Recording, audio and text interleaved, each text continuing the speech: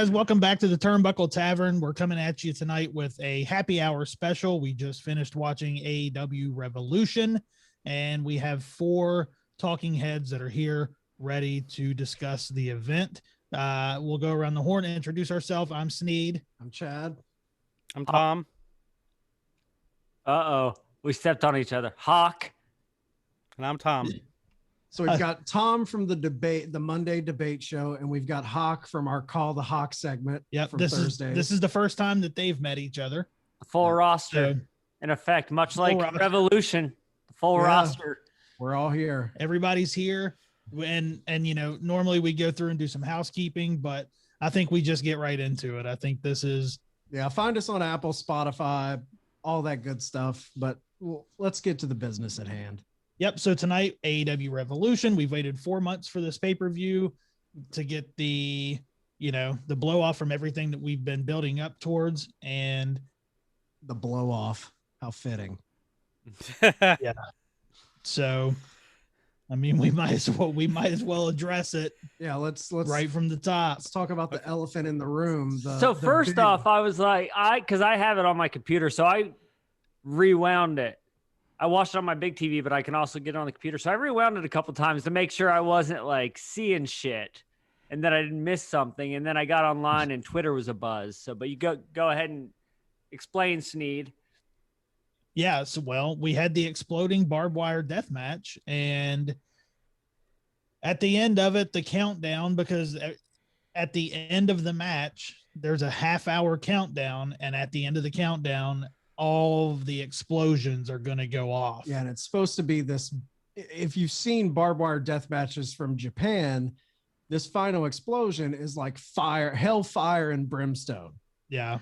And it counts down, and Eddie Kingston comes out covering John Moxley. Mox is handcuffed in the ring. They've handcuffed him. The Good Brothers and Omega have just laid him out in the ring. He's beat all to hell. Yeah, he's not moving. So Kingston throws his body like a good soldier over top of Moxley. And we get like Gilbert sparklers from the turnbuckles and smoke bombs, pretty much. Sparklers are dangerous. You got to be careful around those things. God. And the thing about it is, it basically killed Kingston. Oh, I think that was the anticipation, the fear he had. Of what it was going to be. Kayfabe, brother, sell it. You got to sell it. Yeah, they were being good soldiers to the company and selling it no matter what, because that shit. Oh man, it's like watching a great movie and the ending just ruins it, because the match itself, I love the match. The match was for sure awesome. The match was great, and then you get this like underwhelming is an understatement. Yeah, that ending was bad. So my question to you guys is, do you think that it just didn't go off like it was supposed to, or that was just a poorly planned finale? I think that had to not be what it was supposed to. Yeah, it was. I think it was definitely a malfunction. I think it was a malfunction. I think backstage Tony Khan was just like super let down by that. Yeah. I think they had, because the way Mox built that match up in the press, with all the interviews he was giving this week, I mean, he was selling like this is going to be crazy, and the match itself was great. Like I even like the C4 explosives on the ropes. I thought those looked good. I thought the spot of the night was the exploding bat. I thought that looked really good. The match I was least looking forward to tonight, which was that match, was my favorite thing of the night. Really? You knew I wasn't looking forward to it. I loved it. Yeah. I loved the match. We got a debate about it, and you were not in on it. Yeah. I mean, I think you were kind of scared to even watch it, right? I mean, I wouldn't say that, but I didn't want to see something totally disgusting, but I absolutely loved it. It's the same thing. What you anticipate never builds up to the build, and when you don't look forward to something, it's always better than you expected. Yeah. And to me, the match was amazing right up until the end. Yeah, and I'm not going to blame them for that, because the match was a solid match. Okay, I guess my question, we all get it. It went up like a fart in church. Yeah. Like it did not cap off well. That goes with the Shockmaster. Yeah, that's close. I mean, that GIF of those sparklers and smoke bombs going off will echo into eternity on Twitter. Yeah, it's never going away. And they've got to live with that. Away. They've got to live with that black eye for a long time. Yeah. But my question is, did it ruin the match? 2, did it ruin the night? No and no. No, I would say no, because the match itself was amazing. I'll say this. I loved it from you could have. I'm like, man, am I watching one of the greatest wrestling matches of all time? And the ending, it's no longer in that conversation because of the ending. The match was still great, but it did drop it down a tier. I mean, you have to admit it. Like, yeah. I don't think it didn't ruin. It didn't ruin it, but it took it what could have been like a classic match to like. It was a fine main event, and that's what it's going to be. That's for the rest of eternity. That's what's going to be said about that match. Yep, the match was great. The ending was not. It'll go down in the history books as a flop.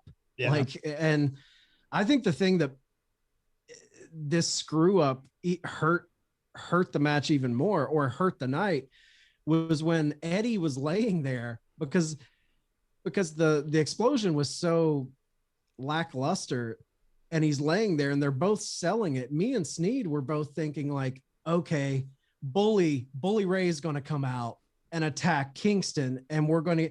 The way they were laying there, I thought they were stalling for another big surprise. Yeah, I thought they were waiting for something. But the fact that it was just a screw up and they were waiting for the explosion. Right.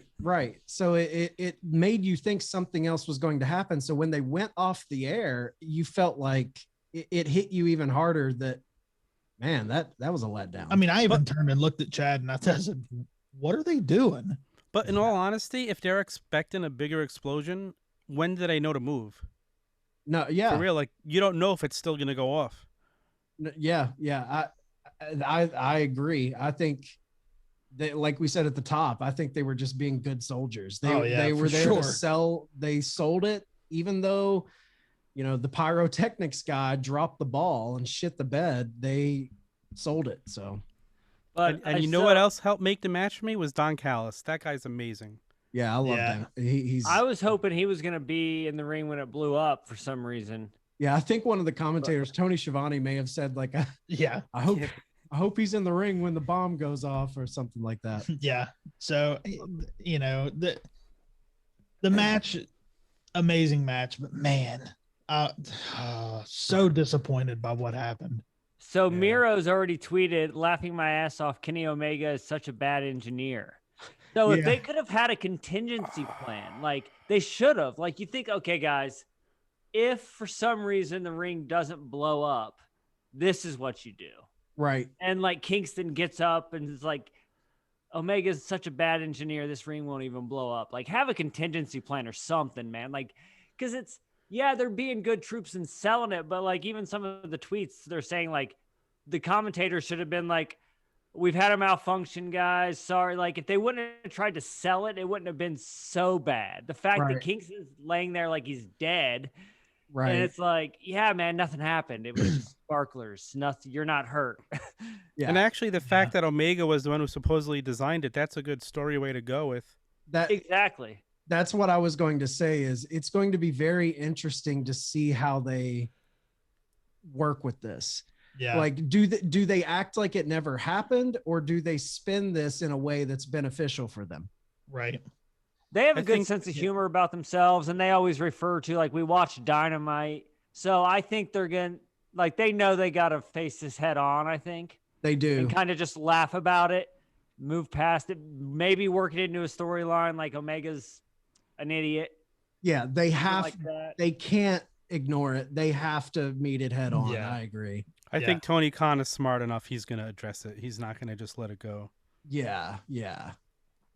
I mean, there right now, as we are big AEW fans, obviously, for anyone who listens to our podcast. But right now, this company is the laughing stock of the wrestling world.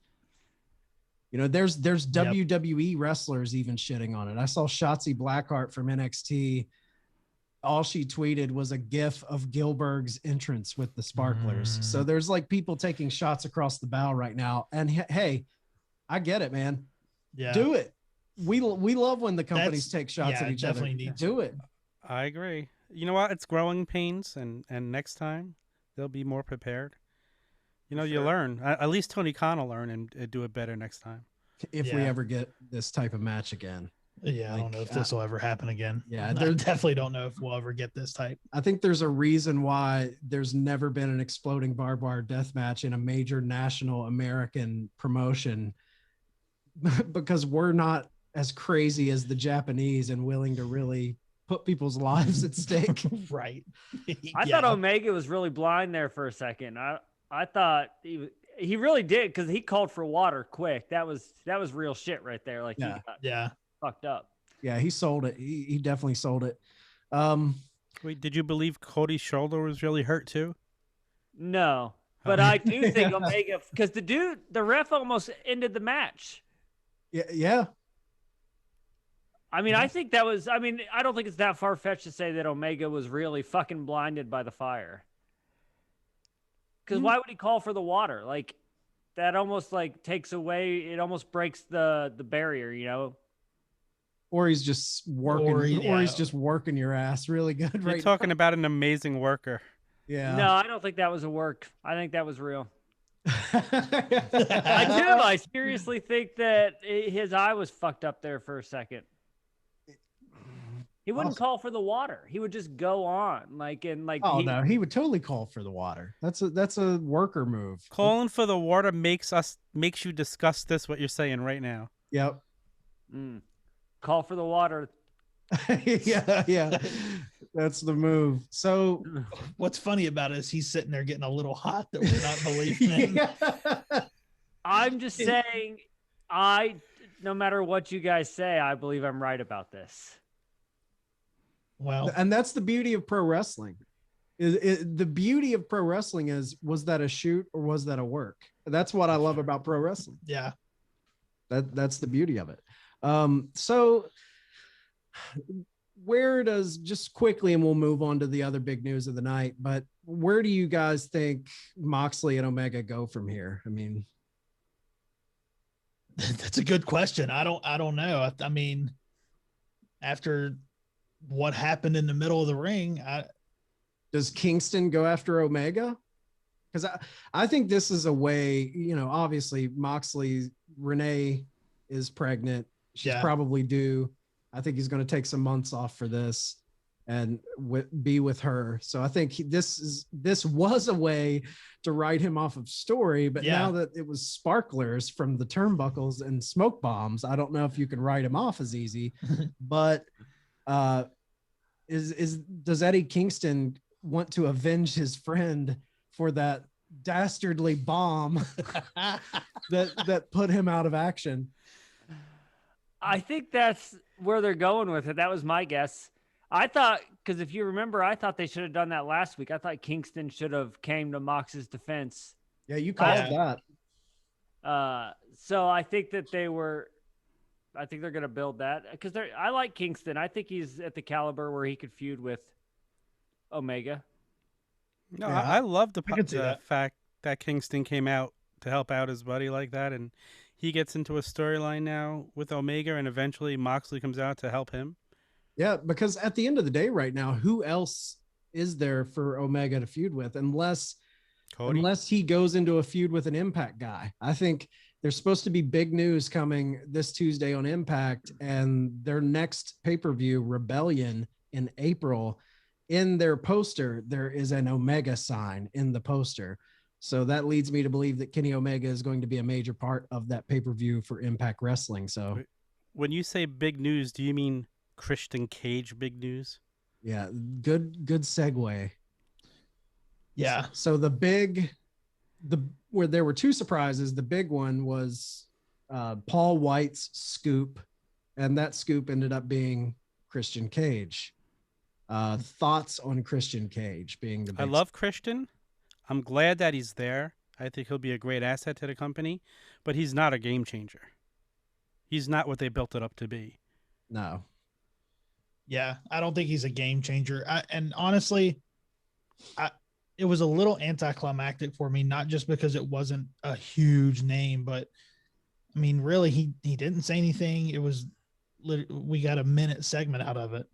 I didn't expect whoever it was, even if it was Lesnar, CM Punk, or whoever everyone was talking about, I didn't expect them to speak tonight because I thought it would be that classic wrestling move of they come out, they do their thing, and then the big promotional selling point for Wednesday Night Dynamite is going to be you get to hear him speak. They speak for the first time. I mean, they've done that so many times. So I wasn't expecting him to speak, but it was like I thought Paul White was going to come out and introduce. It was just this countdown, and then he walks out, signs, and leaves. Yeah. I like Christian, and I like that he's getting a chance to continue to work. Obviously, when I guess WWE didn't see anything in him, or they weren't willing to pay him what he felt he was supposed to be paid. I think I like that it's Christian. I never truly thought it was going to be CM Punk or Lesnar. I never thought that was going to be the case. I was leaning more towards Bully Ray, but I'll say this: shame on us for believing like these announcements are never what they make them out to be, and not just continue tonight. But good for Christian because he'll get a good final run now. Whereas if he was in WWE, he would get lost in the shuffle. Yeah. Yeah. I mean, it is kind of shame on us because when are we going to realize that the real huge surprises are the ones that never get talked about? Yeah. Mike, I've talked about that time and time again with you guys. Like since there was and last time I saw Christian, it was 20 years ago. So I actually never knew that he kind of rose through the ranks and became like champion because he was always just kind of a middling guy. Right. When I was watching. So it wasn't like this huge thing for me. Give me your opinion. Is it bigger if he doesn't return at the Rumble? No, I think the Rumble for me, I think it's a little bit more crazy that he was just in WWE's Royal Rumble and made it to the Final Four. In the Final Four. Well, I think the thing that makes it even bigger is if he never would have came out at the Rumble and we never would have saw him, I would have been more critical of this guy's past his prime. Yeah. Who knows if he can go? We just saw him in the Rumble and we know this guy still has it because he looked great in the Rumble. Yeah, he did. So now it's like, okay, he can do some stuff. So I think that made it a little more impactful for me that we did see him in the Rumble. And it's a little crazy too that he left right before his best friend goes to Mania. Goes to Mania. Honestly, and I was hoping we'd see them get another title run, Edge and Christian. And Edge talked about wanting that. And the funny thing is before Edge came back at the 2020 Rumble. Yeah. Tony Khan was flirting with trying to sign him. Right. Yeah. And he ended up not taking the deal. So it's funny that they didn't get Edge, but they got Christian.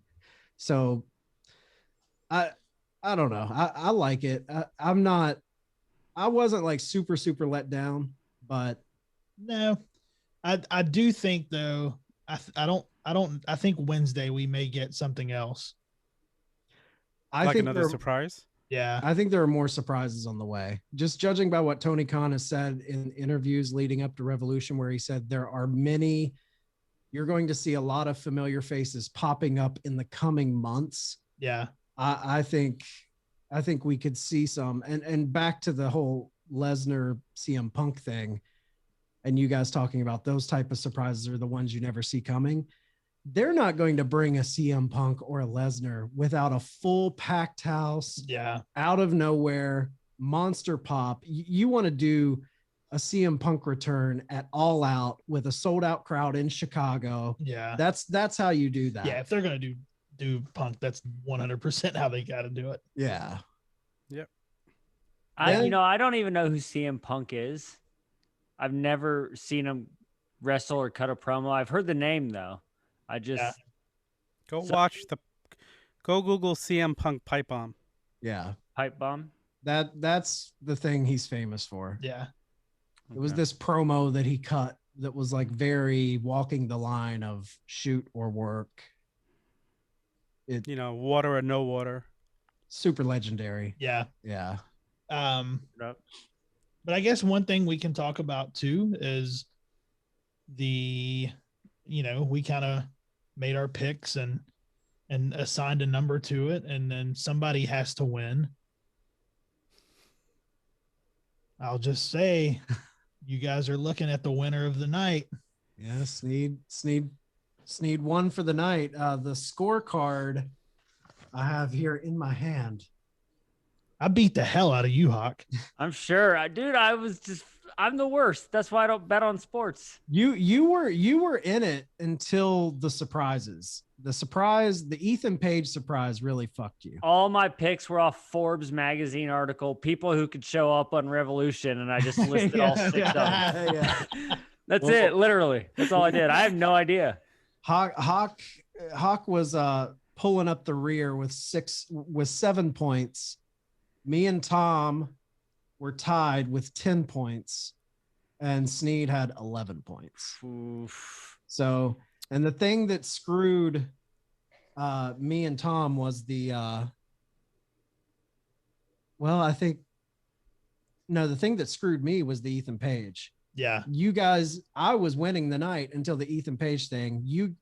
Tom and Sneed had Ethan Page as their number 1, which was a 5-point get. Yeah. I had Ethan Page as my number 2. That's what evened up the scores. We would have tied had you picked Ethan Page for 1. Well, if Orange Cassidy wins, then I win. Yeah, but he didn't. No, he didn't. So, Hawk, you didn't think Ethan Page was? You didn't even think he was a? I don't even know who Ethan Page is, man. So I do have questions. So he's coming over from Impact. Did he just leave Impact, or has he been off Impact for a while? Been off About Impact a month for and a about half. Month and a half, Yeah. 2 months. He's been gone for a little bit. So do you think this is just another move? Like, do you think they're just going to merge if there's just going to be, because you can't imagine that AEW stole him from Impact, seeing how they have this relationship going on. It had to have been like a mutual, like, yeah, go to AEW. No, he didn't leave on good terms. Yeah, he actually shit on the company on his way out. Yeah.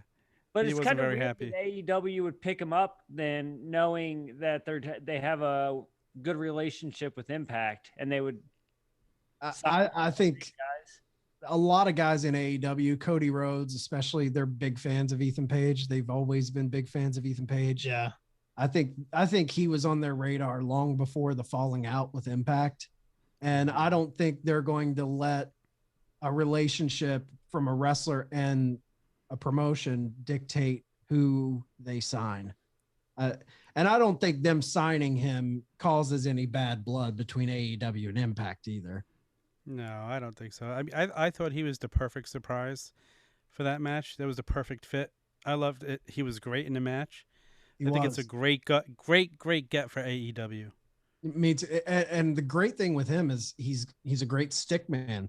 Yeah. He's one of those guys. He cuts a great promo. I love that AEW that's almost like a prerequisite with AEW. You got to be good on the mic. Yeah. Yep. I thought it was impressive that he got Lance Archer up in that like razor's edge type. Oh yeah. That was crazy. It was insane. And he was in phenomenal shape tonight. He looked amazing. Yeah, he did. He's got that wrestler bod. That I like. Yeah, that bod Hawk likes. What did we think? So is there anything else to talk about with Ethan Page? I mean, what do you think? Where do you guys see him? How's he stack up in the division? Where's he go? Who's he feuding with? Do we have any thoughts, ideas, guesses? Yeah, I mean, I don't know. I can almost see him, and I mean, I can see him in the TNT title. That's exactly what I was thinking. Right along those guys right now. He'll probably have a match with Cody down the road. I was thinking a feud with Cody. Yeah. So especially they shook hands and then he kicked him. That's setting that up right there. Yeah, I can definitely see that. I mean, and Cody doesn't really have anything going on anyway, so it would be a good first program for Ethan Page to be in, I think. Sure, it would help Ethan Page for sure being in a program with Cody. Yeah, it would elevate him instantly. Yeah, I don't know if there's anybody. I don't know if there's anybody that really hates Cody as much as what Hawk does anyway. Oh, I know.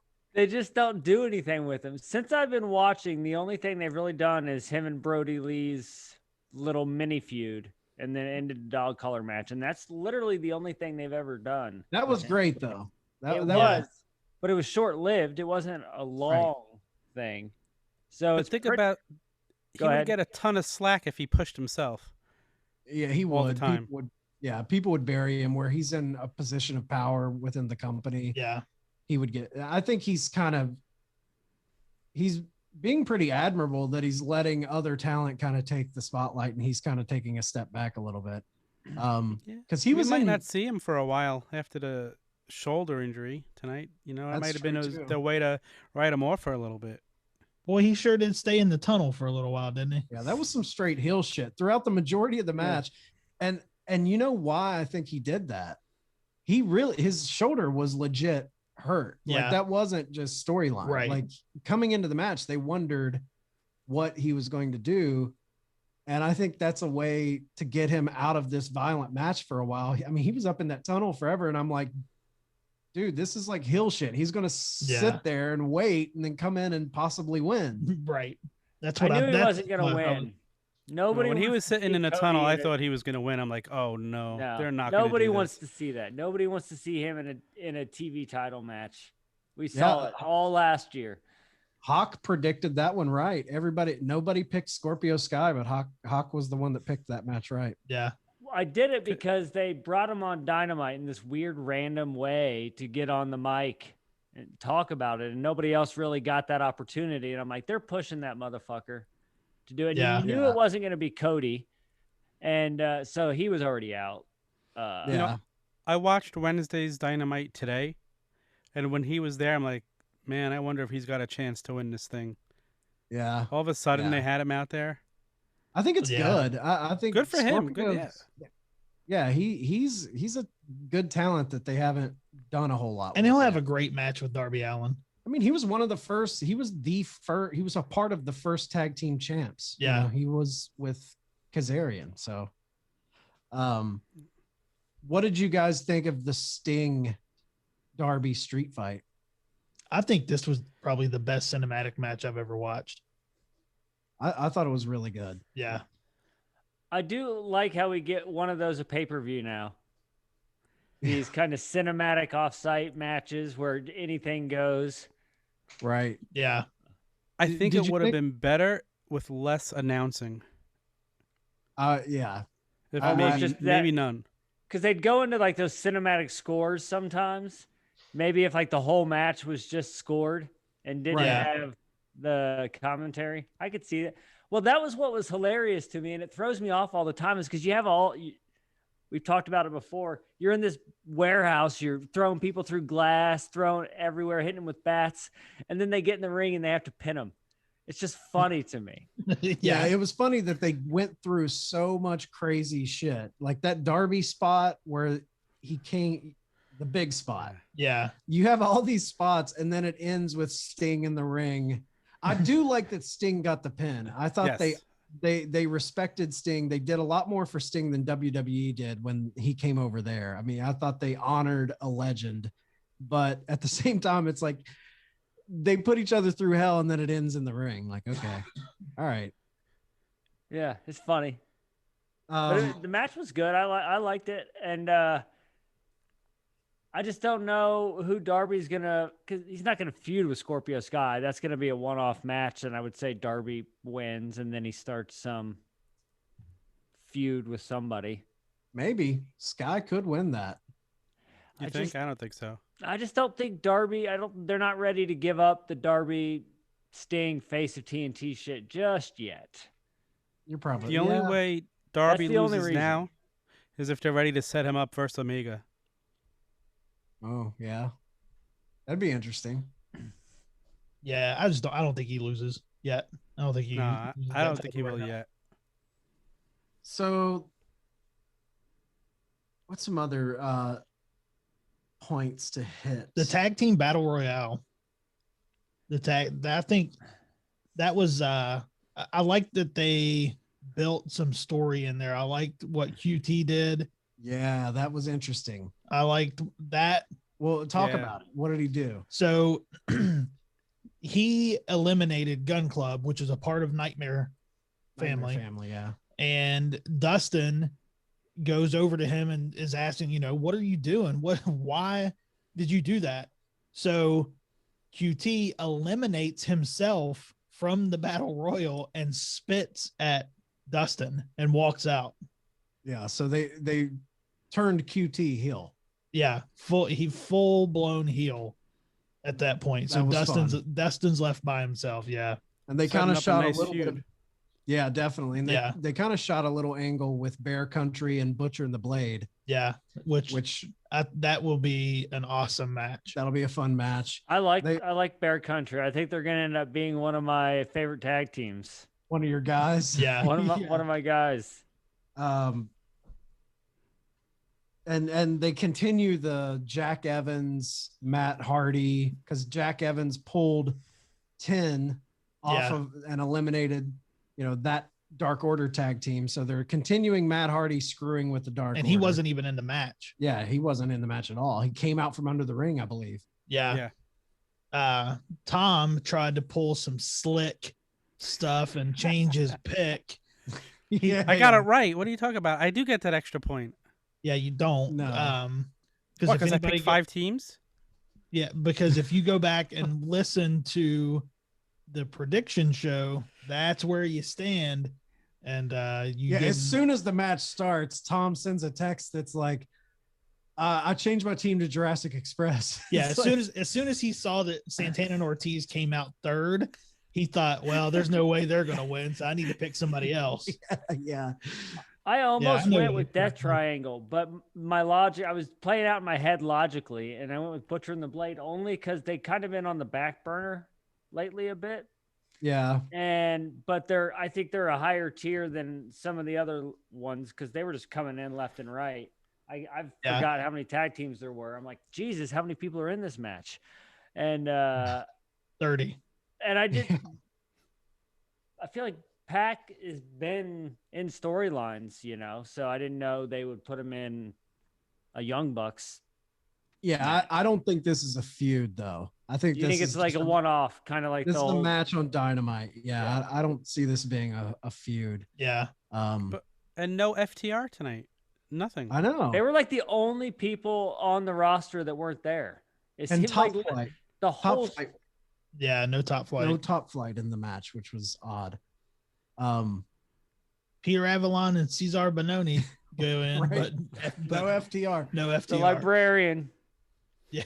Well, I think it was a good booking move though, because if you're not going to have, if you're going to have Death Triangle win the match, oh yeah, absolutely. Why stick FTR in it? No, what I'm saying is Top Flight should have been over. Pretty Peter Avalon and blasphemy, Sneed. You know how I feel about him. Yeah. I'm not saying he's not great. I'm not saying he's not awesome. I'm just saying I think they didn't deserve the spot over Top Flight. I think he should have stayed in the match longer and you would have changed your tune. They kicked him out too early. One thing out of the match that I thought, like, once I saw it, I was like, we need this, like, legit, is Jungle Boy and Fenix. Yeah. That final, like, yeah, when it was just them two in the ring, that was the highlight of the whole match. I'm like, I want a Jungle Boy Ray Fenix match. Yeah. I agree. So good. 100%.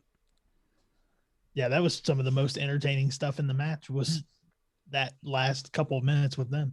What'd you guys think of the Young Bucks and Jericho and MJF? That match was awesome. I think that match was really good. It was a very solid match. Anytime you got those guys in the ring, they're going to give you a good show. I loved when the Young Bucks did like 7 super kicks on MJF and he just kept standing there taking them and he had a just string of drool coming out of it. I mean, it looked really good. I liked how Jericho and MJF kind of grounded them. Yeah. They didn't let them get into those big high spots. Yeah, there was a couple times that they stopped them from doing high spot stuff. I love the back-to-back lion tamers. Yeah. where he had one Jackson in a lion tamer. They end up tagging out. The other Jackson comes in and instantly gets thrown in another lion tamer. Yeah. That was a cool spot. What did you think? Okay, so MJF and Jericho end up losing. And then we got an interview with MJF and Jericho later in the night. And they're going to have, what was it called? A War Council. War A Council. War Council on Dynamite. And the way MJF was acting, he says something like, yeah, we're going to need to talk about some things. To me, Well, yeah, Jericho said that people are going to have to change or whatever. And you can see MJF looks like he wants Jericho out of there. That's what I got from it. That's what I got from it too. Yeah, he was given a very stern look towards Jericho. So I feel like he's going to have some stuff to say on Jericho Wednesday. pinned again, man. He's taking a lot of L's.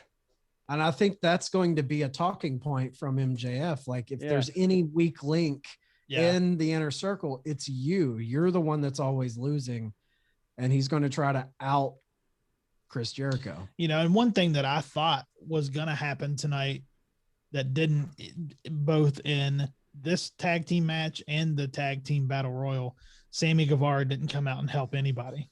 Yeah, I was shocked he didn't show at all. I thought we'd see him in some capacity. Yeah. I agree. I wonder if he's in hot water for his whole thing with backing out on Impact. No, because he was on Dynamite after that. Oh, he was. Yeah. That happened. He was still. I think they've even kind of poked fun at that. Like it wasn't as big a deal as the dirt sheets were making it. Yeah, he definitely made light of it in his blog. Oh, good. Okay, good. I thought Miro looked good tonight. Yeah. Well, they booked him the way they should. Finally, he was a beast in the ring. He looked strong. He dominated. Yep. Dude, he was laying his shit in hard. Yeah. And also, going back to the ladder match for a second, they actually had the brass ring for somebody to grab. What a shot at the WWE that is. I know. I love that because that was a Vince McMahon quote. Yeah, you got to reach for that brass ring, and then they use the brass ring. Such a kind of a shot at Vince. Love it. That was awesome. Can we just all take a just for a moment and all of us take a look at Hawk's face right now and just know that is the it's the epitome of he's just dazed. Oh yeah, I'm just balls deep, bro. I was just sitting there hitting the pipe the whole fucking revolution. As we're all talking about this, I'm just looking at Hawk, and the look on his face was great. I mean, it just screamed. I'm stoned and I like colors. So, I guess another thing we haven't touched on real quick was the big money match. What'd you think of that? I thought it was done really well. I mean, I there were no real big surprises in it, but I thought the match was really good. I like how they kind of took Hangman down a peg with the hand, taking his hand away. Yeah. Did you see his hand? No, it was actually red and swollen. It did look. Yeah. It did look like kind of banged up. Well, you saw what naive children. You naive little children. You don't even know you're being played. Yeah. Tossing water in the ring. Totally real. Yeah. Swollen hand, fake. Yeah. If you ask for that water bottle, that's a key sign it's legit. If when your eyeballs are on fire, you want to put them out with something. You call for water too. Right. Yeah. Oh man. But yeah, you definitely don't want to get your hand caught in there because that's just fake. Yeah, I guess that's really the night we got the Shida match. Shida ended up taking the win. Yeah, Shida got the win over Mizunami, and then Brit Baker and her partner, which was Maki Ito, and they got the win over Thunder Rosa. After the Shida match, Thunder Rosa came back out to help after Brit Baker and Nyla Rose came out to attack Shida. Yeah, that to me looks like we're setting up a six woman tag. Yeah. It looks like we're going to get. Aren't we getting that on Wednesday? Didn't they already announce that? Did they announce that? I think they already I think announced they did. that. I think I saw the image for that. Okay. Yeah. Yeah, Okay, that so let makes me ask sense. you a question then. We went into this pay-per-view with a ton of anticipation and excitement. Did it reach what we thought it would be? The overall The overall pay-per-view? card. Yeah. I was happy with the overall card. I thought it was a good card. I would say I was expecting an 8 or a 9, and I'd probably give it a 6 or a 7. Yeah, I had it. If we're going out of 10, I had it at a 7.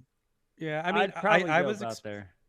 I would say a 7. It just felt a little bit short of what I was anticipating. Just a little bit. Yeah, It's the ending. If they would have ended it better, we'd all have a different tune, I think. If there's a huge 100%. explosion at the end, it could have changed that. It could have changed. Every other thing would be magnified. Since it was such a bummer letdown at the end, like you kind of see everything through that filter. Whereas if you had the filter of the match exploded and Kingston and Moxley are laying there, it's just smoke and they're covered in barbed wire, then you're like, man, that's one of the best pay-per-views ever. Yeah, they were in a really tough spot because the ending of that main event was necessary to make up for the people that were already bitching about Christian Cage being the surprise. Right. For the people that were expecting Brock Lesnar or CM Punk, they were already a little let down. And then when you do the smoke bomb sparkler finish of the death match, I think it was like a 1-2 combo, of just like under delivering. Yeah.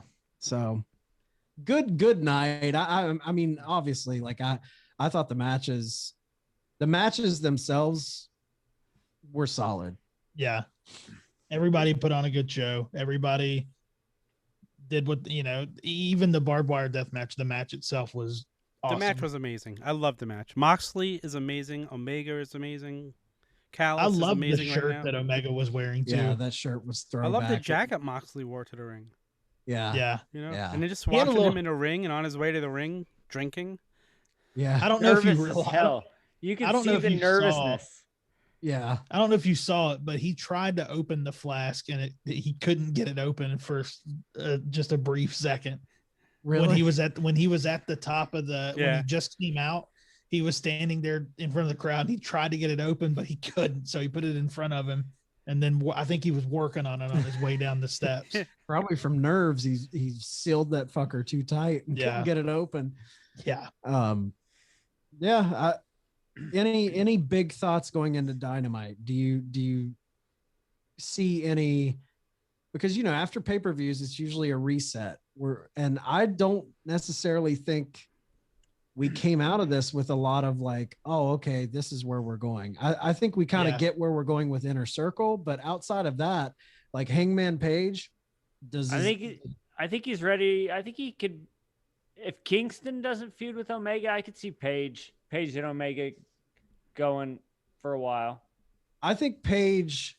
I think there's an argument to be had that Page will be the man to take the title off of Omega. I think he Yeah. probably is. But I don't think that'll happen until Full Gear. I will say that my bold prediction for the year was that the next AEW champion wasn't currently on the roster, and this whole Ethan Page coming to AEW, that could make my bold prediction come true. That's true. And Christian Cage, you don't know how they're going to use him. They could push him. And I mean, WWE has Edge right now vying for a world title. What if AEW puts Christian Cage in that position? That's true. Here's one. I wouldn't one think prediction so. Maybe not. Here's one prediction I have for Wednesday, though. I think Wednesday is going to be kind of like I think Wednesday we may get another big surprise. So are you viewing this coming Dynamite as almost like a Raw after Mania? Kinda, yeah. Like we'll get another big surprise there that hasn't been announced? Yeah, because I think they're going to need that to reset the storylines. I think there's going to have to be something new and fresh to get eyes on it. And they've got to take the bad taste out of our mouth from that Right. smoke bomb sparkler fiasco. Yeah. We need something better. We need to get Gilbert out of our vision. Okay, we talked about Kurt Angle, the Kurt Angle video. Do you think he was just trolling people, or do you think he is coming to, he could go back to Impact for all we know. That's the thing. I mean, that video was made for a reason, and I think the reason is he's coming back to wrestle somewhere. And what did I say the other day? He's coming back to challenge Baron Corbin for a match at WrestleMania. He's not coming back to WWE. No way he goes back to WWE. Listen at him. Listen, look at it. Look at him over there. He thinks, God, this is my one time. Please let this just happen so I can say I did it one time. Yeah, this is like that bet at the casino where you're like, put all my money's on the table. Yeah. If I lose, I'm done. Do you know, working in a casino, how many times I've heard people pray for their one time? This is my one time. Let Angle show up on Raw tomorrow, or is Corbin on SmackDown? I don't even know. You don't even know. This is how much you know about it, Tom. Golly, how boring I am. Bored I am by WWE right now. I thought you said this guy was a wrestling fan. Where'd you find him? He's on SmackDown actually, so he'll show up Friday. Not gonna happen. He's not coming back to WWE. No way in hell. So the big news, they did announce that it's in Jacksonville. Double or Nothing. Yeah, Double or Nothing's in Jacksonville. I think we should probably stick to the plan and go. Yeah, I want to go. Tom, drive down. Away. Why can't I fly? Yeah, fly down. We'll fly down. I was just saying, come down to West Virginia. We'll take a road trip. Oh, I could do that. All right. Yeah. That'd be fun. I'll start making plans. Well, so the final count, I have 11 turnbuckles going into the Double or Nothing show. I have 10. I've got 10. I got 7. I got a 1 buckle lead on y'all. And it's going to be hard to make up, but unless surprises are promised, it's only going to be off of matches alone. Yeah. Yep. Although if it's maybe we a can match, go ahead. a ladder match where there's 6 entries and you pick the winner, you should get an extra buckle or something. No. Damn. We could add prop bets, like they do for the Super Bowl. Yeah. We could do that. We'll make it interesting. I mean, it's called Double or Nothing. We might as well bet something. We'll definitely have another prediction video and a reaction video for Double or Nothing. 100%. Absolutely. All right, guys. Any final thoughts before we close up the shop? Looking forward to Wednesday night Dynamite. See where they're going. See what they do. All right. Well, that's going to wrap. You know what that was? That wasn't what we heard at the end of the night. No. We didn't get that explosion at the end of the night. No, that's what that's what we should have got. Yeah. We're gonna have Wednesday night sparklers. Yeah. Do you have like a fizzy sparkler sound on there to end the show with? Yeah, I mean.